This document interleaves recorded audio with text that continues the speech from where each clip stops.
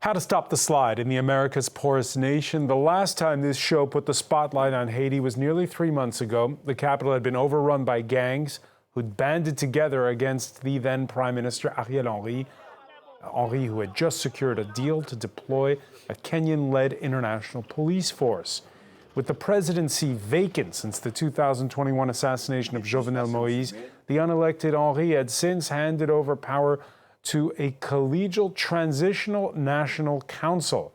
But the gangs have nonetheless extended their chokehold on Haiti, and the deployment of police remains on hold.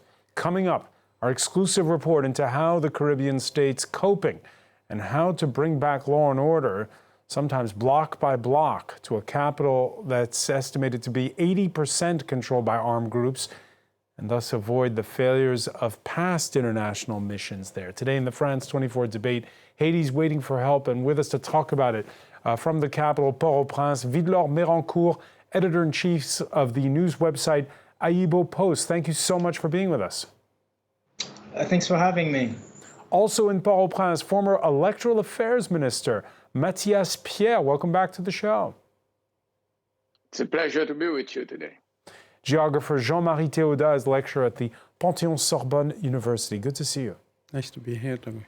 French Senator Hélène Conway-Mouret sponsored a resolution last month calling on France to support Haiti's police. We'll talk about it soon. Thank you for being with us. Thank you. And France 24 senior correspondent Catherine Norris-Trent is with us. Catherine, you're just back from Haiti. Yeah, that's right, Francois. Got back just over a week ago, and with my colleague Roméo Langlois, we spent 2 weeks in Port-au-Prince, on the ground. There we took stock of the very dramatic situation that is hitting the Haitian capital right now. So, of course, it's very dramatic, complex needs for the population in terms of getting enough to eat, getting the basic needs of daily life, but also the security situation, which remains dire there. So the first report we're going to bring you tonight, we've filmed others, but the first one is on the front lines of the war between the Haitian police and also with the gangs that are facing them, who formed a powerful coalition and are vowing not to lay down their arms, with civilians literally sometimes caught in the crossfire. Here's our report. Battle-weary but determined, these Haitian police officers head out in their armoured vehicle, already riddled with bullet marks. Nous sommes tout près du parc national au cœur du champ de Mars. Le centre-ville est entouré par les forces armées. Most of the time, their enemy, the gangs, are invisible, hidden in the ruins. Neuf là, on va se filer. Neuf là. Ok. Là.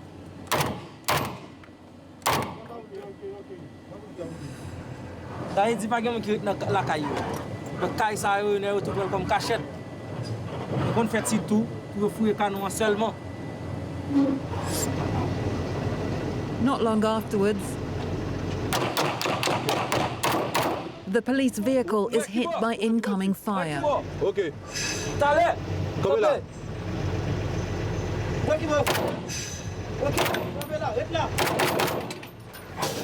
Every day and night, this elite unit of Haiti's police are out on patrol, trying to push back the powerful coalition of gangs which have brought Haiti's capital to its knees.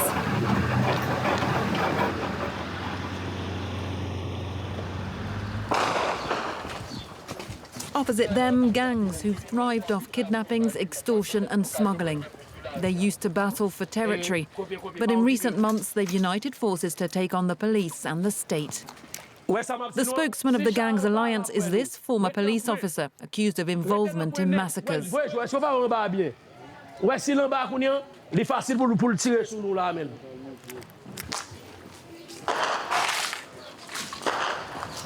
Jimmy Cherizier, aka Barbecue, is reputed to have burned his victims alive. As a gang spokesman, he oscillates between talk of revolution and threats. He vows there'll be no peace without some kind of unspecified deal which includes gangs. Aujourd'hui, pour quantité d'armes qui gagnent dans le pays, pas un sérieux un gouvernement qu'a fait si ou pas une entente avec le groupe armé. Quelle force multinationale, quelle n'importe force étrangère qui vient dans le pays. C'est un génocide de la vie.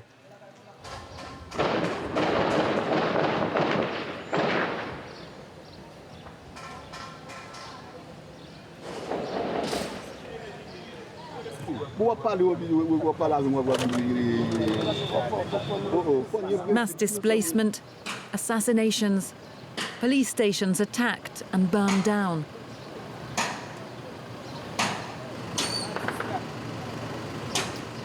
More than 80% of Haiti's capital is today controlled by gangs. The police are short-staffed and outgunned. They're calling for international help.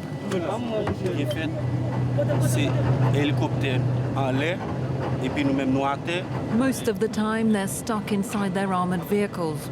And one officer tells us they consider anyone in sight here as a potential bandit.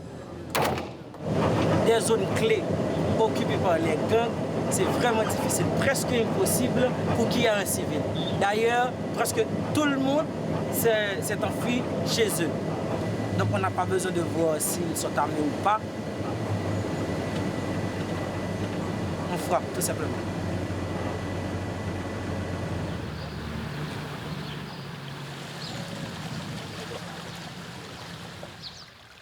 In the gang's wake, follow the looters. Even Haiti's main hospital has been ransacked. Nearby, we find a handful of residents who, incredibly, refuse to flee. Regardez mon pays là. Regardez la capitale de mon pays, Haïti. C'est quoi ça? C'est une grande histoire. C'est quoi ça? Ah là là là là là. They're worried by the police vehicle at the end of the street. This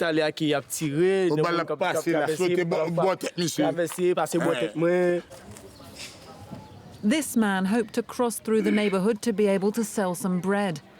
But now he's stuck.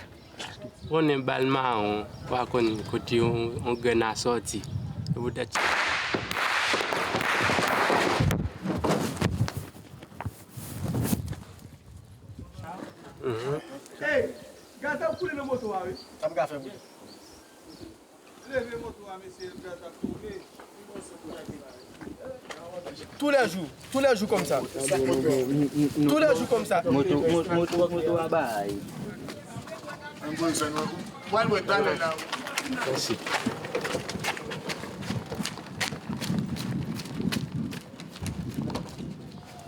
Regarde. Tu vois? Les gens qui passent. Every day, Sanson and his friends watch looters running across the streets with whatever they can steal.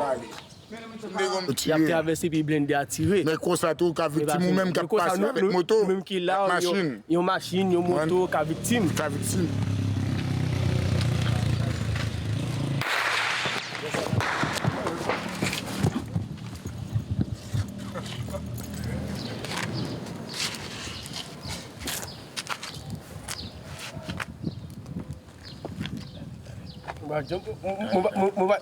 pense que c'est le pays qui t'a référé à ça. Just to be clear, Catherine Norris-Trent, the police stay in those vehicles? Well, they told us that a lot of the time they do because they're understaffed. So if they have enough staff who are on that day, because the police are under huge pressure. A lot of them are attacks, there are kidnappings, there are people who feel it's too dangerous to turn up to work. There have been police stations set on fire and burned. So when they have enough people, they can go out in 2 armoured vehicles and they can mount ground operations and go into these alleyways and paths and try and hunt down the gang members who are basically hiding in the buildings, shooting at them. But most of the time they told us they can't do that because they do not have the resources. And yet, Vidlor Mérancourt, we see in that report, that man trying to sell bread and make his way across town to do so. Yes, absolutely. I mean, it's a very, untenable situation, but people have an imperative to live. Most people in Haiti, live day by day. Formal jobs, not widely available for the rest of the population. So despite the fact that the gangs are extremely violent and brutal, despite the fact that, they started attacking, state institutions, destroying prisons, etc. People have this duty to care for themselves and their family. How's it working for your news website? Do you have a generator? How are you keeping things going?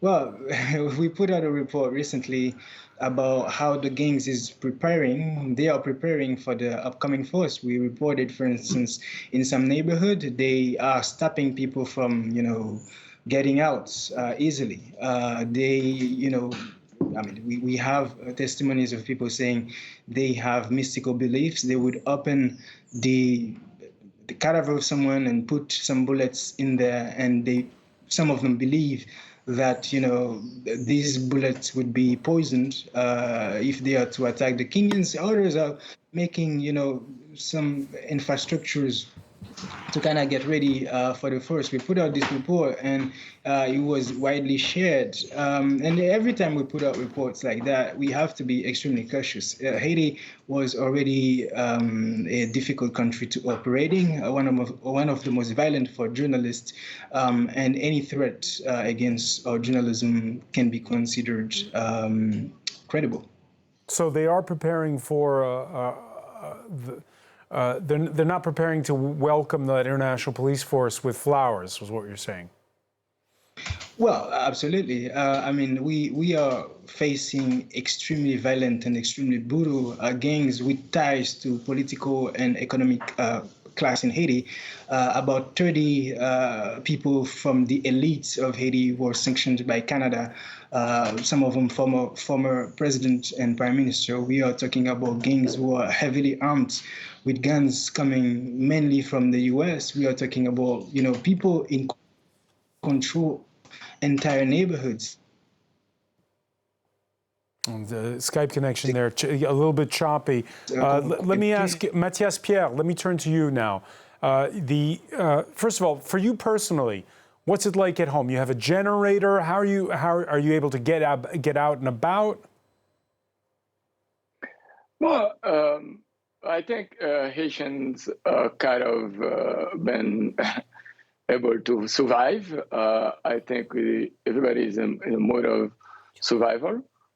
Generators, inverters, batteries, every means that you have to survive, and you will survive. But focusing to the most important point is where the future lands. And today it's not really clear where we're going inside of this. With the deployment of this police force that was promised, the first 200 were supposed to arrive last week. It's been delayed. What are your expectations? I never really have faith in the international force. I do believe that we need to strengthen our national police. We need our army to be in place.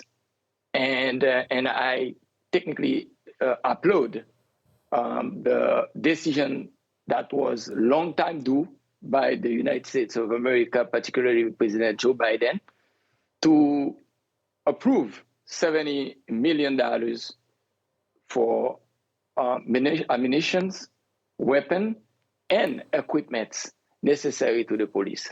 Now, what the most important aspect is how to get the police to be trained, coupled with the army, to be able to tackle the gangs. Because Haitians knows better the environment where these gangs are.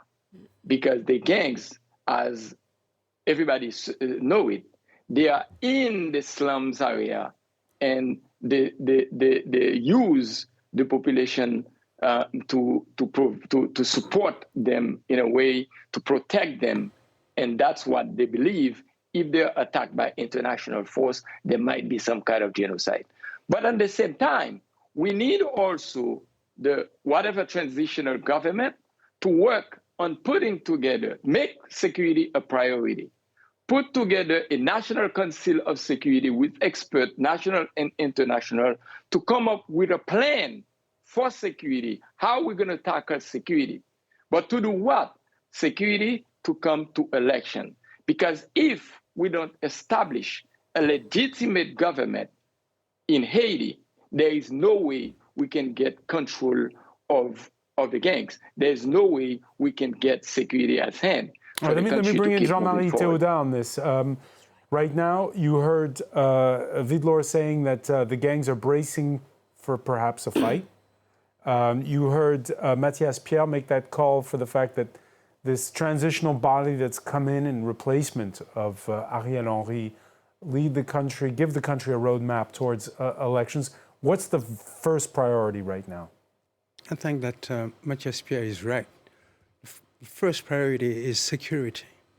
Security because the people have been living under threat for more than 3 years now. And the most important is how can we have these people going to vote tomorrow in peace. This is the second priority. Have the Haitians choose their own leaders, because for now, for more than 3 years now, Haiti hasn't have any leader really capable to talk to the people, capable to translate what we really need. And that's really what is priority now for Haiti. The installation of this transitional council, a good thing?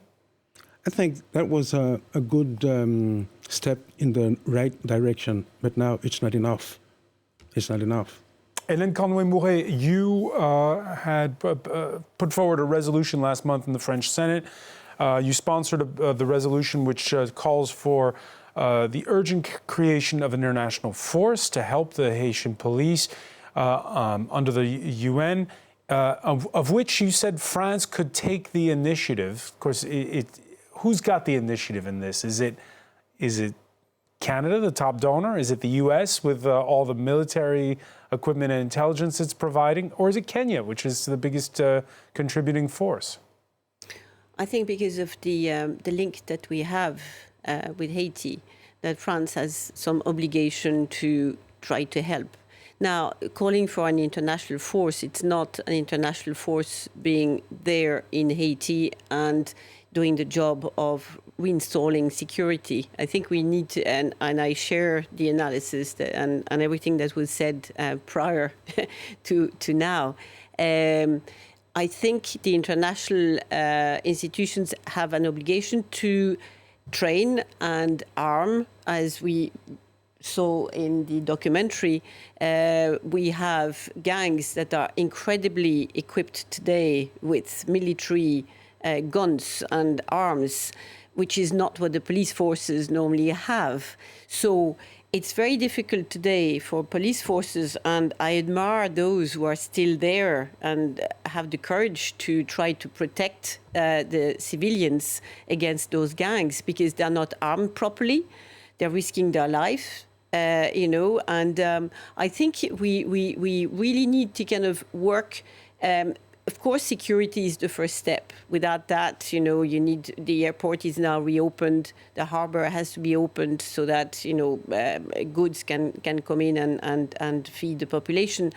But what Haiti needs is a global social contract, because the council, the transition council, which is in place at the moment, we see that after 4 weeks, they're still discussing who is going to be the president, and, it's taking a long time. I mean, we have been talking for a year about sending, international forces, and it's because there is a deal between, Nairobi and Washington that now, the force will finally go.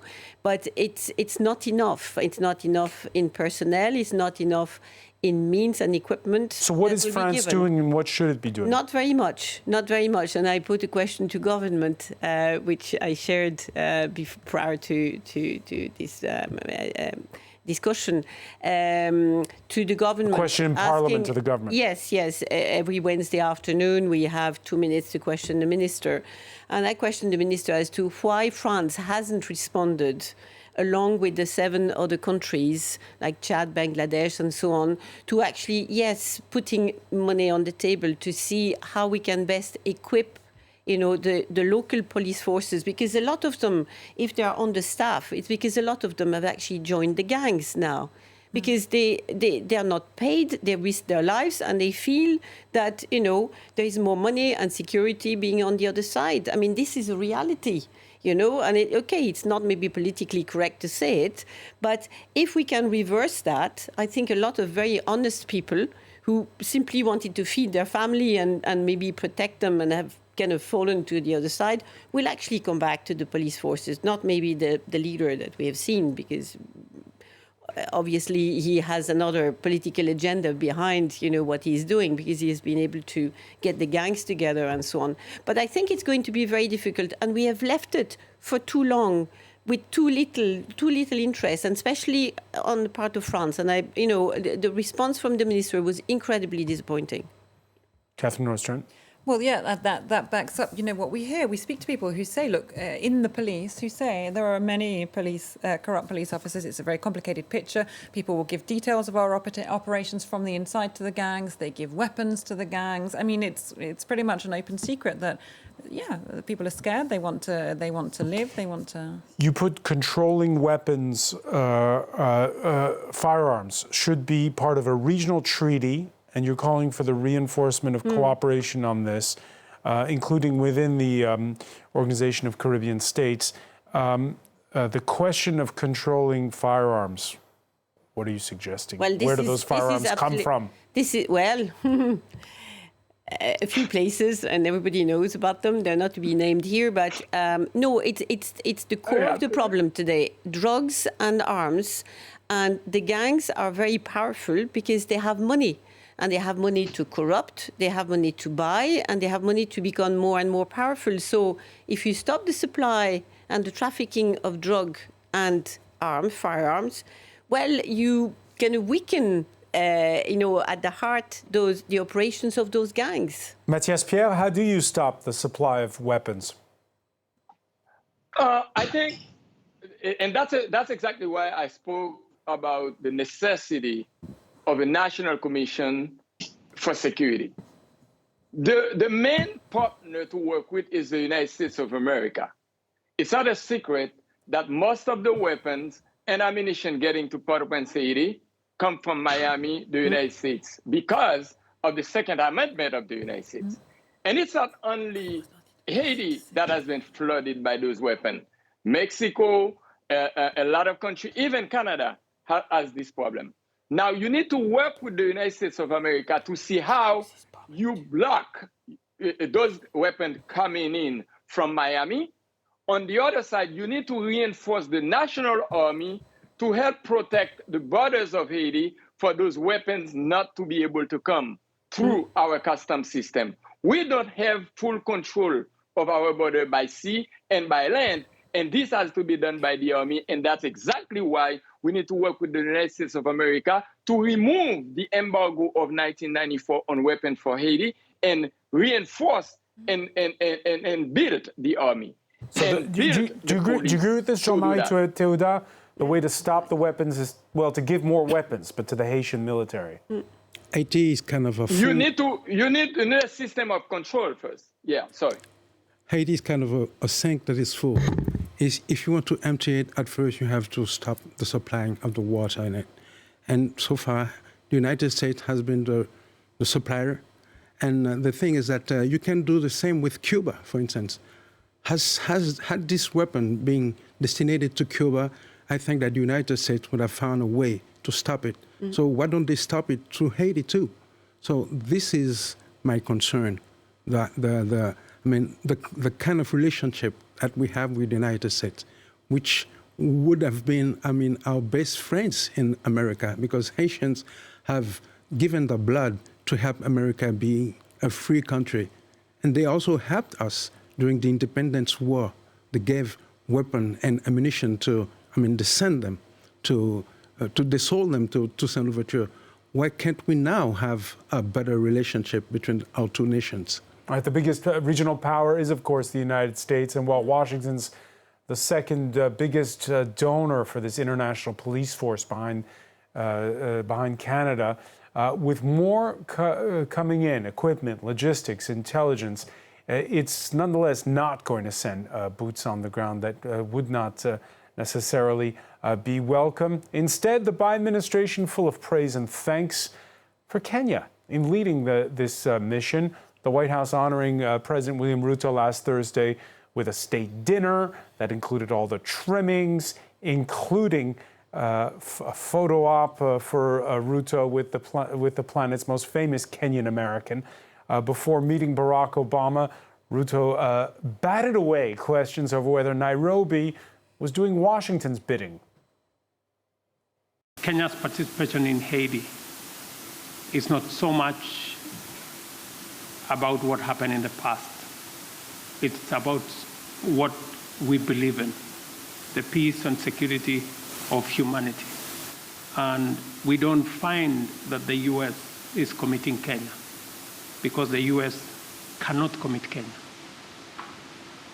I am the president of Kenya. It's me to make that decision. And it's the people of Kenya to commit their own troops using their own structures. And then Conway Mouret. Yeah. The United States is meeting two objectives. One is to have a place within Africa. We see that along with France, they were evicted from Niger recently, and it's very important to counter the Chinese and Russian influence in Africa, to have a kind of a stronghold, if you like, where they have a presence and a good partner, which is the case with Kenya, and also to fight the Shabab and the Islamic State.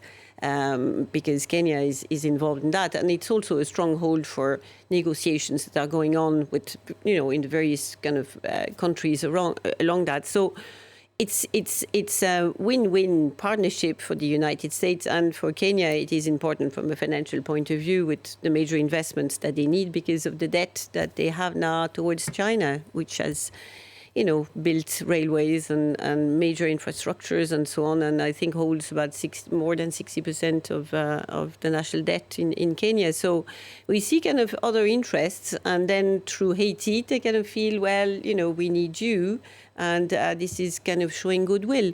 But I think what is at stake there is much bigger for the United States, which is playing a very dubious role indeed in Haiti, and still is.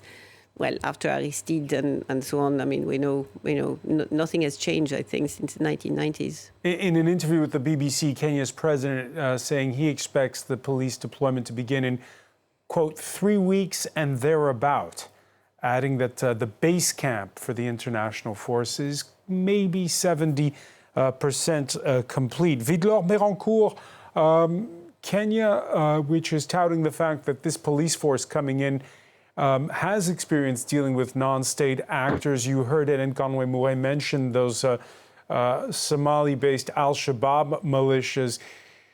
Haiti's different, though. Yes, Haiti is different on many fronts. The first thing is there is a difference of language. In Haiti, most people speak Creole and also a little bit of French. There is a cultural difference. We know that Kenya is highly experienced with foreign interventions, but it's not clear. I mean, we know that they don't have experience on this part of the world. There are specificities locally that you have to take into account if you are to operate in Haiti. But there is also many other things that have yet to be defined. I mean, we don't know the rules of engagement. There are conflicting reports with regard to how and what this force is going to do on the ground. Is this force going to fight directly against the gangs? Are they going to, just protect key infrastructures and liberate the police force so they can go and do these kind of attacks? We have some sort of cacophony with regard to the presidential council saying something, the U.S. embassy saying something, and you have other news coming from Kenya. So who's in charge? It's a very important question, and I think Haitian people are also asking themselves this very question. I mean, we have this political council that is in place weeks ago. They have yet to pick a prime minister, and it looks like if you hear them speaking, they have little information. So I put out a report with the Washington Post recently, and the folks that we spoke to have the impression that the force coming is a U.S. intervention disguised as with Kenyan kind of infrastructure and personnel, right? And many of these meetings are being conducted in the U.S. And actually, we are talking about this money problem for the force to buy equipment, etc. These are problems that the U.S. has to solve. So, yes, technically Haitians should be the one running the show, but it's not clear today that the Haitian people, I mean, the representatives, well, we don't have representatives. We have 0 elected officials today in this country, but those who are in power politically don't seem to have, the leadership here. Jean-Marie Théodat, we heard the U.S. Secretary of State say, I'm paraphrasing here because I don't have the exact quote, U.S. doesn't want a failed state in its backyard. Well, I think that the thing is that Haiti is not strategically a real concern for the United States. I mean, there is no threat. Really? I mean, if it... Yeah, but I mean, there is no Russian, there is no Chinese, there is no Iranian around. And it's only Cuba, and Cuba is surrounded by a very fierce law that keeps them from having a step in Haiti. So that means for the United States, they can just... I can recall you a quote of President Biden when he was a Senate. He said that if Haiti had to sink in the Caribbean Sea, nobody would be really would be aware of it, because that means Haiti has no meanings for them. And this is a very big mistake. Well, it will if there's a refugee crisis on the U.S.'s hands. This is the only threat for them. And so far, Haiti has been kept under cover. I mean, the fire is still, under control, and that's why they're just, looking at us, sinking in the ocean without doing anything. And this is very unfair, because at the same time, the United States have a very big attention to what's going on in Gaza, what's going on in Ukraine, while it's the same concern. It's a free people which is struggling to maintain a state of law in Haiti, while we're facing criminals, we're facing rippers, we're facing a mafia, a gang that is really struggling against us. Mathias Pierre, when you see that, there is an international coalition here. There's it's only 2,500 I don't know if you call them troops or police officers that are coming in, security personnel. They're not all Kenyans. They're coming from lots of countries, including the likes of Chad and Benin. The number 2 of this unit is going to be a Jamaican. Is Haiti being forgotten, or is Haiti now on everyone's radar? We Haitians have to wake up and understand there is what we call the international fatigue around Haiti. Billions of dollars has been spent to strengthen security and strengthen government. And we have our part of responsibility not to be able to take the leadership of controlling, of leading our country. And today, after the fight to demolish and finally assassinate an elected president, Haiti is not in the stage of failed state. Haiti today is a failed nation. But now, are we Haitian, and you're looking at what is going on around the presidential council, around everything going on, are we conscious that we need to step up and take the leadership and take charge of our country, and take charge and ask the international to come and support us? $660 million per year is needed for that mission. I don't think this money is available. According to the money that I know that has already been disbursed and promised, maybe $100,000 to $120,000, $1 million are already available. Where is that? The rest of the money is coming. So Haiti is not today as a priority for the international community, because there is that fatigue of the international community of Haiti. And on our side, we are not conscious that we need to step forward and solve the problem. The president of the Transitional National Council, is he conscious of how tall an order it is? Well, our team went and spoke with the former president of the Haitian Senate. Let's listen to Edgar Leblanc.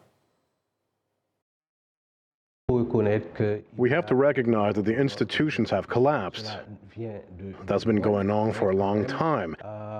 But there has been a certain complicity between state authorities and criminals to win elections, gain power. But it's also due to a certain complicity by the economic elites who use the bandits and allow them to make money, equip themselves, and even confront our established forces. Catherine Norris-Trent, when you interviewed Edgar Leblanc, how did he seem?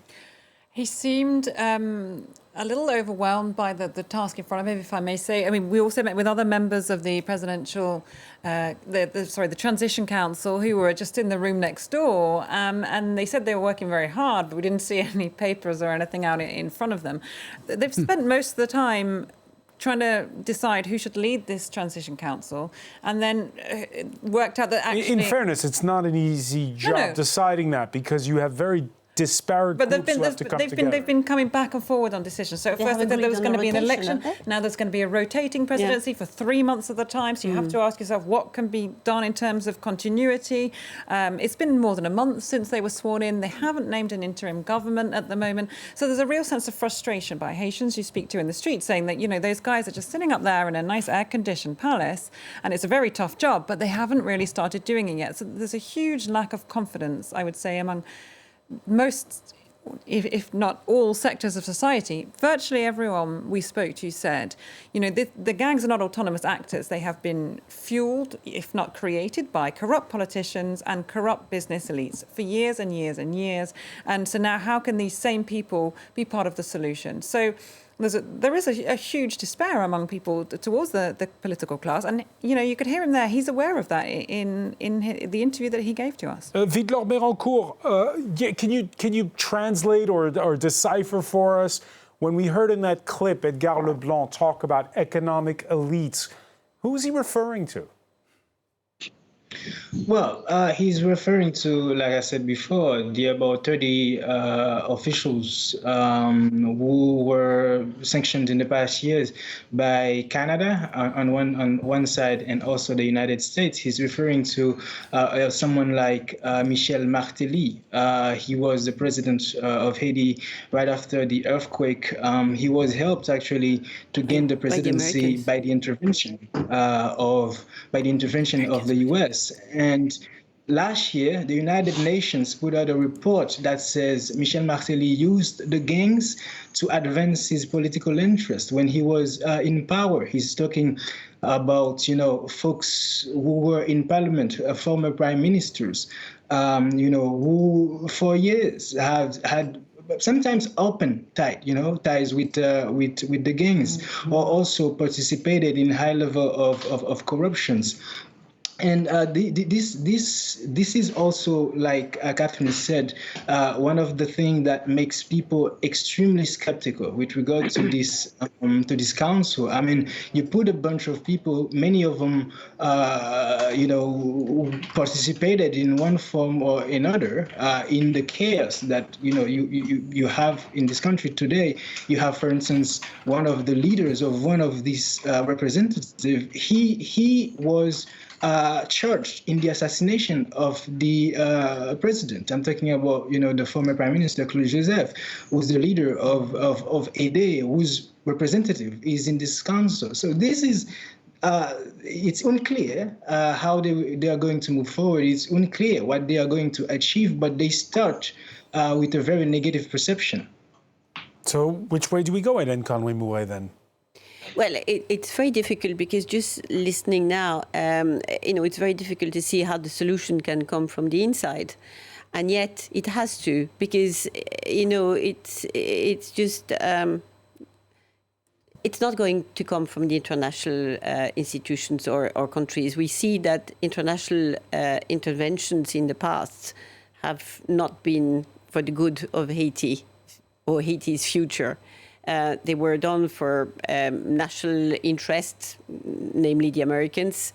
The assassination or the coup d'etat, it was not the assassination at the time, of Aristide, which was the first president really elected by, the people of Haiti that wanted really this president. Well, 6 months later, I think there was a coup d'etat and, the CIA said, yes, they had kind of pushed him out because they didn't want him. So, international interventions are not done for the good of the people of Haiti, but for the good of the national interests of those countries. So it has to come, the solution has to come from Haiti. But when you see the difficulties that indeed just 7 people, when, they know the country is in chaos and are not capable of coming together to decide, yes, there will be a leader and we will do something, and this rotating presidency, which is not going to lead to anything. So it is so disappointing. So there needs to be help given, from different countries that have specialism, that have expertise that they can share, and that there is an incredible resilience in the people of Haiti. I mean, when you see this guy, selling bread, in the middle of the street where people are shooting everywhere, and yet he made his bread to sell it because people are hungry and they need to eat. So the resilience is there, and I believe in the people of Haiti finding it, but they just do not have the political leaders they deserve. Jean-Marie Théodat, right now you have the mess of a collegial transitional council. Haiti's also tried brutal dictators in its past. Yeah. What's the solution right now? Well, the problem is that we took the same, trying to make a new dish with them.